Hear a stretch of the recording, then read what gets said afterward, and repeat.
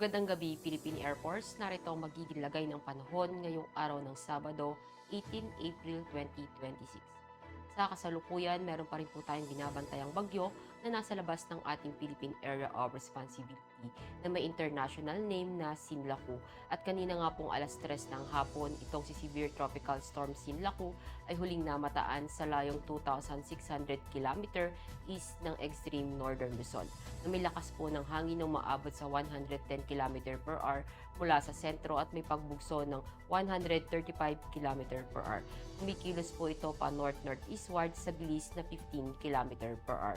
At ang nasabing bagyo ay wala namang direktang epekto sa ating bansa at mababa ang tsansa na papasok ng ating Philippine Area of Responsibility. At yung Ridge of High Pressure Area naman ang nakakaapekto dito sa may northern Luzon. At para sa magiging lagay ng panahon para bukas, asahan natin dito sa Luzon, sa Visayas, maging dito sa Mindanao ang bahagyang maulap hanggang maulap na kalangitan na may mga pulupulong pag-ulan, pagkulog at pagkidlat.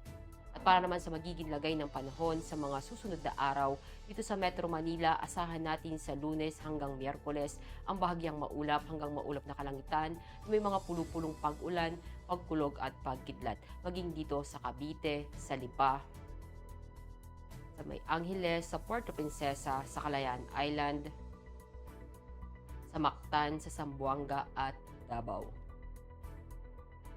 Ang araw ay lumubog ng 18:10 at sisikat bukas ng 05:40. Para sa ating moon illumination, meron tayong 1% increasing. At para manatiling updated sa lagay at taya ng panahon, i-follow lamang ang Air Force Weather Center sa aming mga social media accounts. At yan lamang po ang latest update natin sa weather sa ngalan ng aming commanding officer na si Colonel Alvin John Q. Gador, PAP GSC.